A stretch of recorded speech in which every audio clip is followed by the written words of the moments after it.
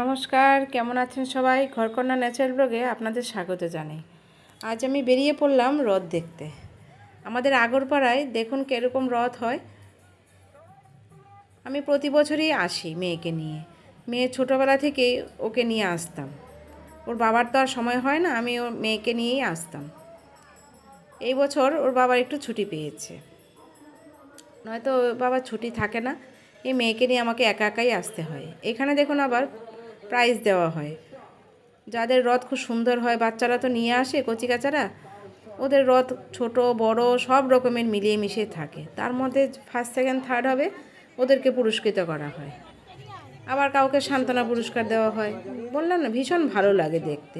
তার জন্য প্রতি বছরই আমি এখানে আসি। মেয়ে তো ছোটোবেলায় রথ নিয়ে আসতো, কিন্তু এখন যেহেতু একটু বড় হয়ে গেছে, এখন আর আসে না। আমার জায়ের মেয়েরা, আমার মেয়ে মিলিয়ে একটা রথ নিয়েই ওরা 3 বোনে আসতো, সঙ্গে আমরাও আসতাম। এখন যেহেতু একটু বড় হয়ে গেছে, বললামই, এখন আর আসতে চায় না। দেখুন এখানে সব পুরস্কৃত করা হচ্ছে। ফার্স্ট সেকেন্ড থার্ড 3টে রথই আছে। খুব সুন্দর করে সাজিয়েছে, ভালোও লাগলো।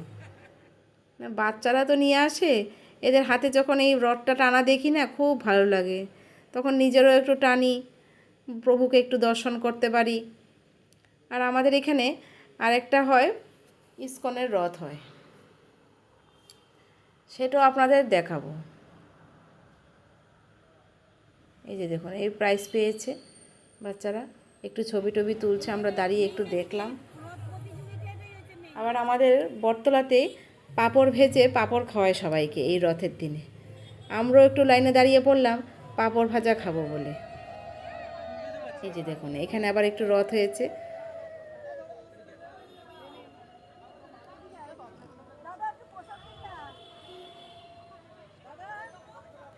এই রথ মাসির বাড়িতে আসলো। এই মাসির বাড়িতে এখন থাকবে 7 দিন, থাকার পরে আবার নিজের বাড়ি যাবে।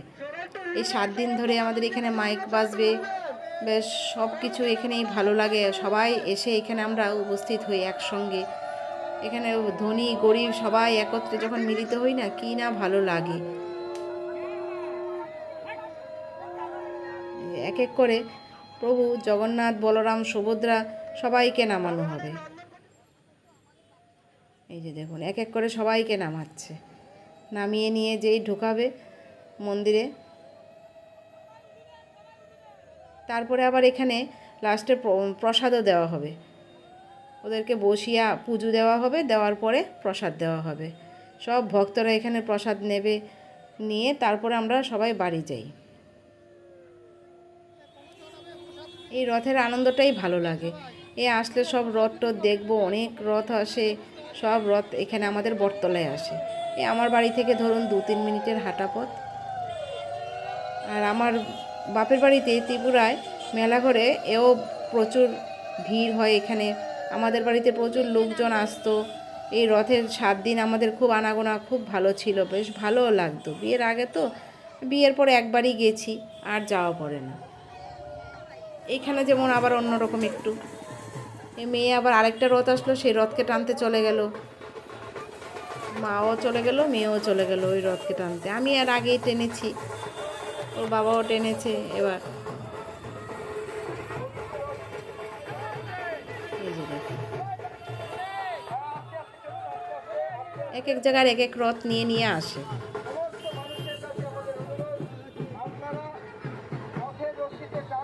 ভিড় দেখেছেন তো, প্রচুর ভিড় হয়। আমাদের ত্রিপুরাও তাই। পুরীর রথ হয় ফার্স্ট, আমাদের মেলাঘরে, ত্রিপুরাতে মেলাঘরে হয় দ্বিতীয়। আর তার জন্য ভিড়ও মারাত্মক, সাংঘাতিক ভিড় হয়। প্রচুর মেলাও বসে, খুব সুন্দর সুন্দর জিনিস পাওয়া যায় মেলায়। এই যে দেখুন, এখানে বললাম না, পাশাপাশি ইসকনের ওরা লোকই, মানে জগন্নাথকে, প্রভু জগন্নাথদের পুজো করে। এখানে একজনের বাড়িতে হয়, তার বাড়িতে জগন্নাথ সারা বছরই থাকে।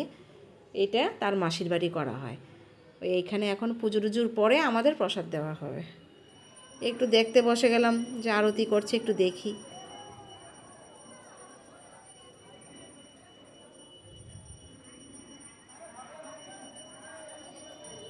দুপুরবেলা ভোগ টোগ লাগাই, আমরা আসি অনেক সময় দুপুরবেলা ভোগ দর্শন করি, তখনও প্রসাদ দেয় পুজো টুজোর পরে।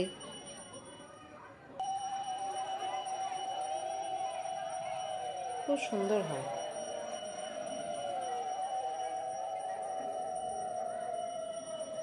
এই আরতির পরেই ভোগ প্রসাদ দেওয়া হবে। প্রসাদ দেওয়ার পর আমরা প্রসাদ নিয়ে আস্তে আস্তে বাড়ির দিকে রওনা দেব। দেখেছেন তো কত ভিড়। এই যে দেখুন প্রসাদের লাইনে দাঁড়িয়ে পড়লাম আবার। এবার দাঁড়িয়ে প্রসাদ নিয়ে তারপরে বাড়ি যাব। আজ তাহলে এই পর্যন্তই। দেখা হচ্ছে আবার পরে নতুন কোনো ভিডিওতে। ভিডিওটি ভালো লাগলে একটু লাইক কমেন্ট শেয়ার করে দেবেন। এবার আমাদের বাড়ি যাওয়ার পালা।